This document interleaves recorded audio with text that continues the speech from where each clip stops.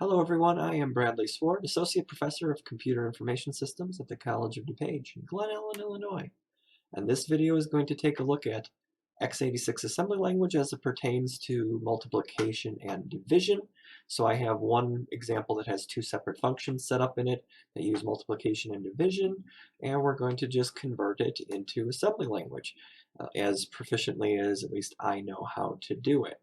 And so I already have the C++ code written for us. So I have two mathematical functions here that we're trying to, what are we trying to accomplish? In this case, this is your two-dimensional y equals mx plus b or y equals ax plus b kind of situation. I'm going to pass three parameters in, an x, an a, and a b, and I'm going to return ax plus b. And so notice I already thought things through and I already deduced what my inputs are going to be and where we're going to put them inside which registers. And of course, the EAX register is always our return type. So I've already thought that through. So that's function 1. Function 2 is this inequality function, y 9x plus 6 is greater than y divided by 3. True or false kind of thing. So it's a bool function. It'll return true, false. X and y are the parameters. And so one thing I want to get across, there's a lot of people that are doing this kind of stuff wrong when it comes to the homework that I'm grading, is that there's a difference between a global x and a parameter x. And say you're never supposed to directly use the global variables. So I mean that's a big thing when it comes to programming, is you're supposed to be using parameters. And when we get to next week or next lecture, when it comes to chapter 8 style, parameter passing, pushes and pops, call stacks, and EBP plus 8s and all sorts of stuff, you're gonna need to do this anyway. So you might as well, that's why I've been trying to get you guys, you might as well start doing this anyway.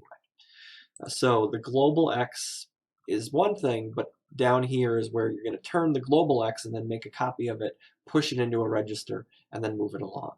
So anyway, coming back to my inequality, I have two inputs, my x and my y for EAX and EBX, and in EAX I will return back the value that I'm expecting to see. So let's just kind of start to this. I could just grab these guys over here, just leave these as comments, as it were. So I like to see, okay, so this is, I'm going to call it x, and it's going to be a signed double word, and I'm going to set it equal to 3 and move the comments well over. And so I've got, what else have I got here? A, signed double word, make it equal to 7, move the comment over. Same with B, signed double word 2, move everything over, and Y. Doesn't much matter if you capitalize it or not. Assembly language, again, is not case sensitive, at least this interpretation of it. And I'm going to put 102 in there. And so there's my data section. That's all I need. And yeah, I'm not printing anything out. I'm not printing any strings out or anything here. So that's all I need for my data segment.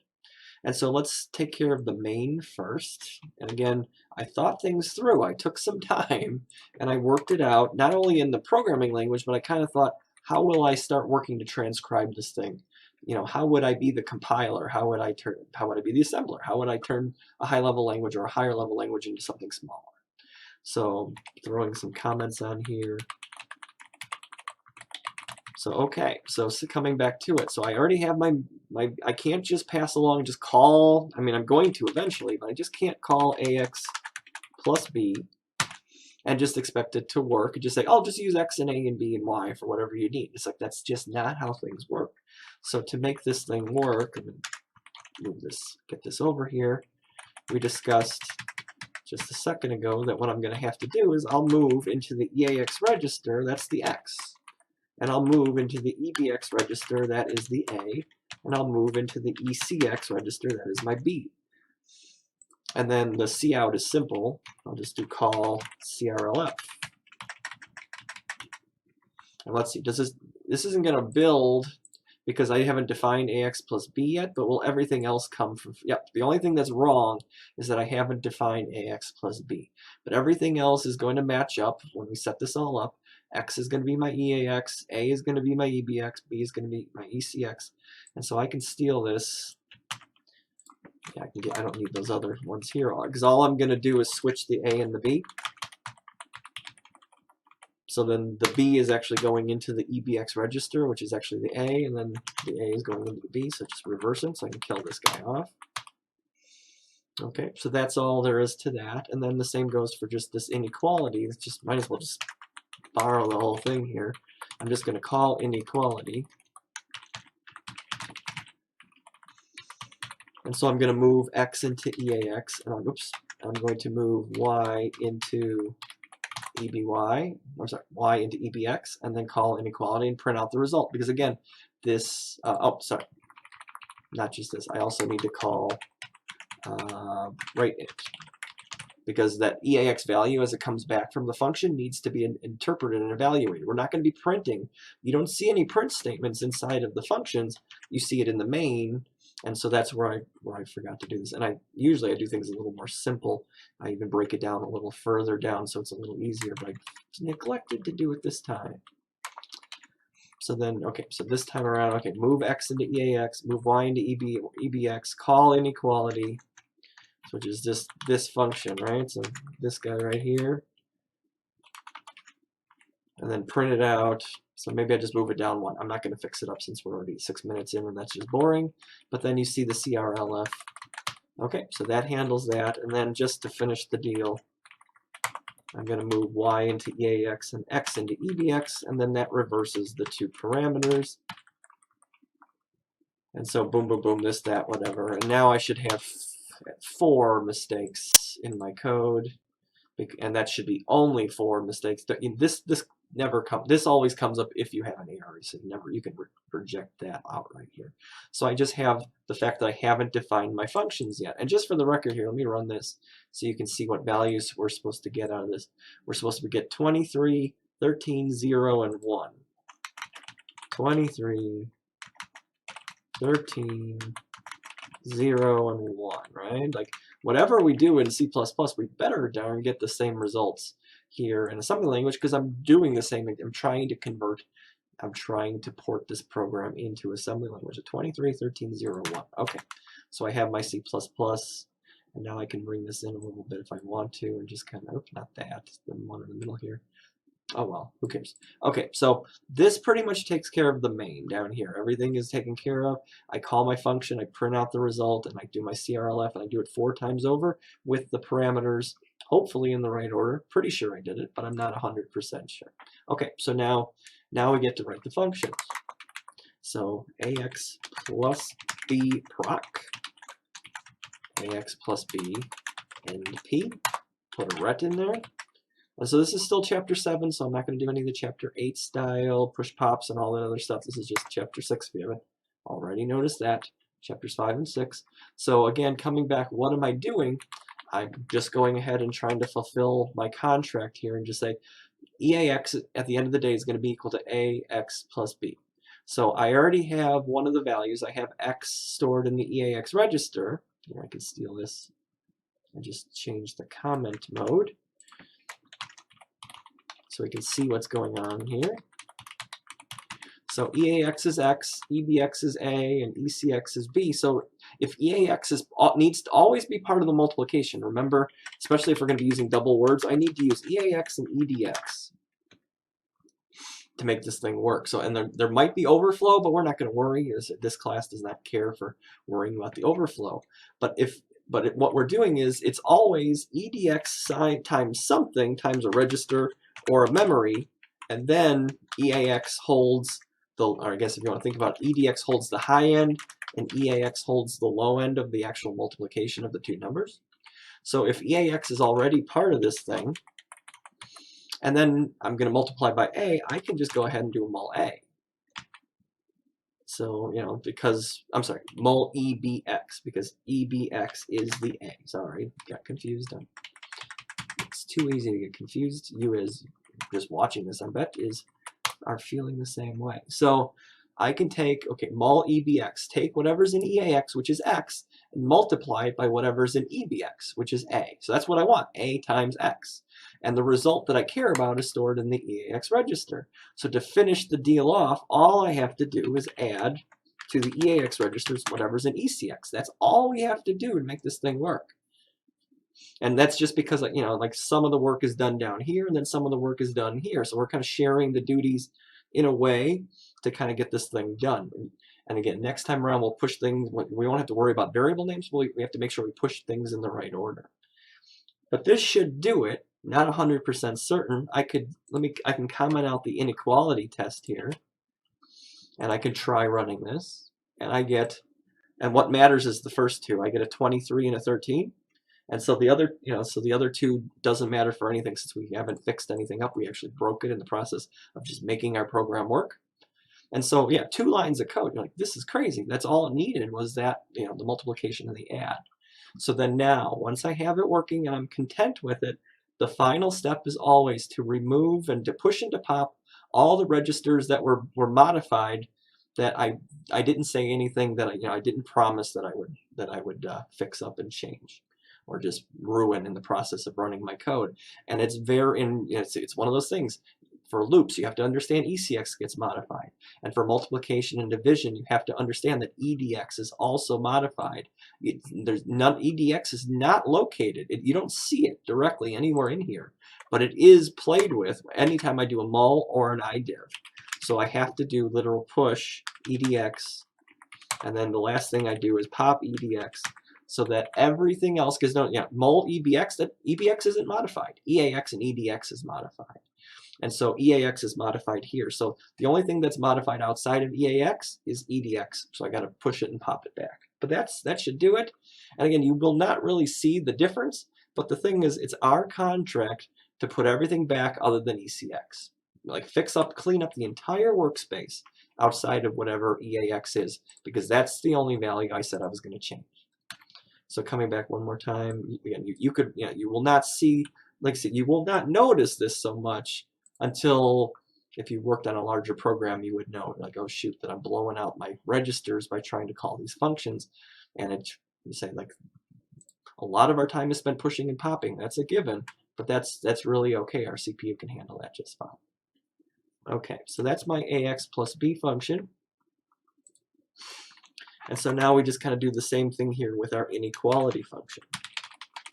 Inequality proc, inequality NP, and a ret in here, and I can uncomment down here just because now I can call it.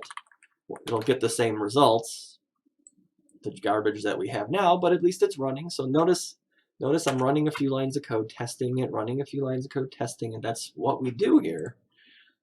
You don't run, you don't put the whole thing together, hit go, and then go, oh my goodness, 42 errors. How am I supposed to fix that?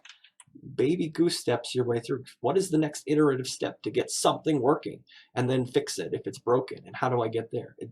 It's just too much. It's just too much to do here. Okay, so again, we know that EAX is holding X, EBX is holding Y, and so now it's just a matter of testing one side against the other. Remember, it's 9x plus 6 on one end, Y divided by 3 on the other, and we're going to have an if check, right? So that's what we've got going for us. So, okay, so I can take, and now you can't just mul, because if EAX is stored in X and I want to do 9X, I can't just do mul 9. That is not allowed. You cannot do an immediate value. Oops, you cannot multiply an immediate value with a mul. It's just not allowed. And it even tells you that. Immediate operand not allowed. So what am I going to blow out? So for the time being, I know, like, what could I choose? I'm going to need EDX in a moment anyway, so it doesn't hurt to just go ahead here and just say move into EDX register the 9 that I care about, and then do a mul EDX. And it's because that way, if I used ECX or I used ESI or EDI, well, I have another push and pop I have to do. But in this case, I can put it into EDX because it's going to be blown out in a moment anyway when I do the mul. So I'm saving myself an extra push and pop in the process here. So I can do my mul, and then I can add into EAX register my 6. And so now, what do I do here? This is the tricky part here. Like, oh shoot, I do need whatever's in EAX, because this is the end result here. What I did all this work gets me here. That gets me to this result. And so EAX is storing that value. And so what can I do? I can actually do an exchange between EAX and EBX. Because EBX is storing the Y value, now the EAX, and so now when this is all said and done, all that hard work will be put into EBX. because I need EAX and I need EDX to do my job. So now EBX is equal to 9x plus 6, but also EAX is, but technically that doesn't matter because we're just going to be blowing that out here in a moment anyway. So now what did I do is I took the EBX, which is the Y value, so now the Y value is sitting in the EAX register. And since this is just a division by 3, I can move into the EDX register. Oh shoot, I can't just do that. I'm doing a division, not a multiplication, right? So this is where and I'm going to be doing an IDiv. And anytime, go back to your notes here, anytime I'm using an IDiv, especially on something like this, I have to use one of those crazy little 3-letter concoctions when it comes to what I need to do. I need to do, and when I need to use the CDW, or CW, oh boy, which one is it? Convert word into double word. No, convert double word into quad word. CDQ. And that's because the value now in the EAX register is whatever EBX, whatever the Y input is, and I want to divide by 3. That's the numerator of the division.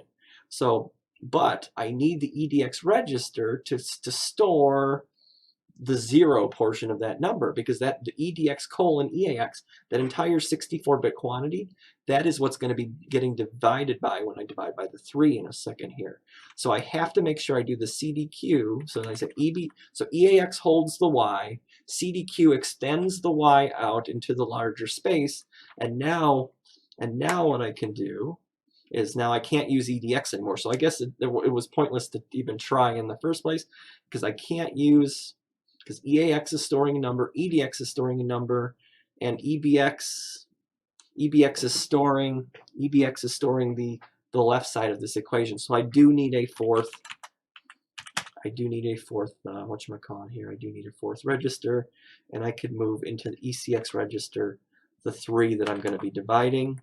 I do an IDiv with ECX, and if I did this right, then the EAX register will now, the EAX register will hold the result of Y divided by 3.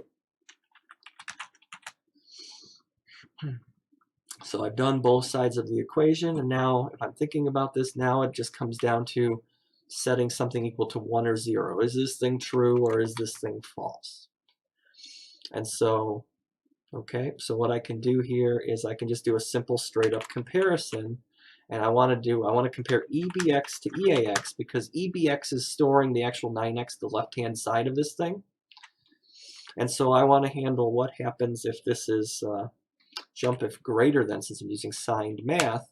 Jump if greater than, I'll call it set to 1.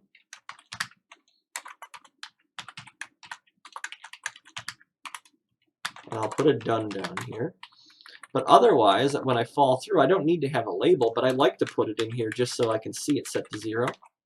And so what I can do is I can move into EAX register my 0, and then I can do just an unconditional jump to done.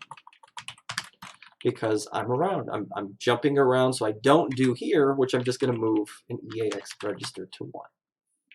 So this is presuming I've done everything right at this point. Let's see, jump if greater than to set to 1, because if it's greater than, yep, it's true. And if it falls through and it's not greater than, it's less than or equal to. So then I want to set it to 0. So let's see, do I get the correct answers? And in these two cases, I do. I get my 23, I get my 13, I get my 0, I get my 1. I would have to test this a heck of a lot more than I already have, but I'd say I'm pretty confident that I have this thing working. So now again, just like before, the final step is all the pushes and pops that I have to go through. What did I modify? What do I have to put back? Because EAX is the only thing that I promised to be modified. And in the process, with this exchange, I've blown out EBX because Y didn't end up where it was supposed to. So I have to put back EBX. I used ECX, and I also used EDX. So, oh goodness, right? So there's 3 pushes and 3 pops to make this thing work. And let me just put it in here while I'm thinking about it, and then I can tell you one alternative way you can do this if you want to know how to do this without having to second guess yourself. I just got to make sure I pop in the reverse order. Okay, and the other way to do this is to basically do a call dump regs function. So here, when you take a look at this, you can do a call dump regs when you first start everything, and you can do a call dump regs right before you return. And let me just comment out the pops here for a brief moment and the pushes, and just take a look at what pops up.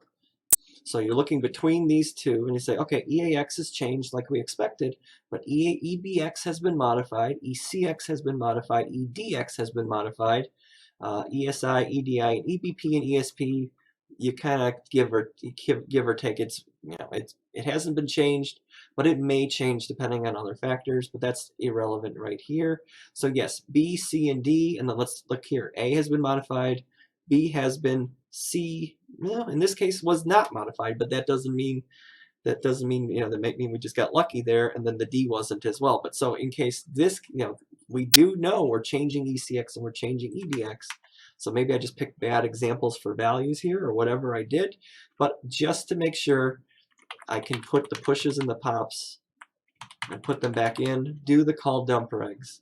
And now I can see, okay, EBX has been put back, ECX is back, EDX is back, and now I can see that in all cases. And again, only the EAX register is going to be modified, and it's going to be modified to the 0 or the 1. So I'm content with this. I just can now that I'm happy with it, I can get rid of all of the call dump regs, and now I have myself a working inequality function that obeys the same rules exactly as you see here in the C++ code. Okay, so just to see this one more time, here is my global data section. Here is that AX plus B function. That one was pretty simple at the end of the day. The inequality turned out to be quite a little bit more when all the pushes, pops, and IMOLs. Oops, I'm sorry, I should have used an IMOL here. After all this, oh shoot, sorry, my bad, but at least I fixed it, right? So IMOL, IMOL, oh well, -2 for me, right? So signed math, unsigned math, right?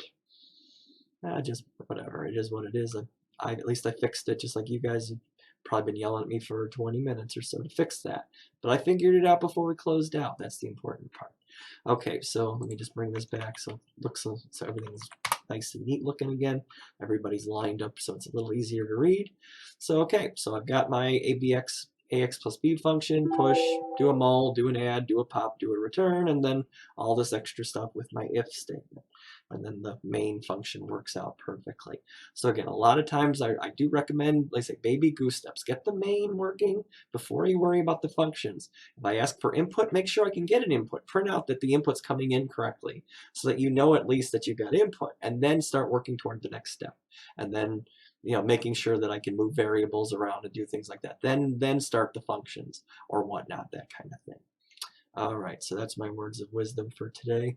Thanks for sticking it out with me. If you have any questions, swardb@cod.edu. It's a perfect way to get a hold of me. Put a comment in the comments sections here. I'll get back to you as soon as I can.